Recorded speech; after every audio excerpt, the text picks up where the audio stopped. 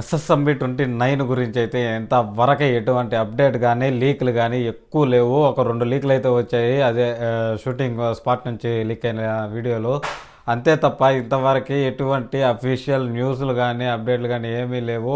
ఒక్క పోస్టర్ అయితే రిలీజ్ చేశారు, అది కూడా మేడ భాగం నుంచి కింద వరకే. ఇంకా ఈ మూవీ ఎటువంటి ప్లేస్లో షూట్ చేస్తున్నా ఆఫ్రికా అడవుల్లో ఎటువంటి ప్లేస్లలో అయితే షూట్ చేస్తూ ఉన్నారు, ఉగాండాలో అటువంటి ప్లేస్లలో అయితే షూట్ చేస్తూ ఉన్నారు. రాజమౌళి గారు ఈ మూవీ గురించి ఇంత క్లుప్తంగా దాచిపెట్టడానికి కారణం ఏంటో మీకైతే తెలిసే ఉంటుంది ఖచ్చితంగా. ఈ మూవీతో ప్యాన్ వరల్డ్ రేంజ్లో అయితే రాజమౌళి గారు టార్గెట్ చేస్తున్నారనేసి అయితే అర్థమవుతోంది.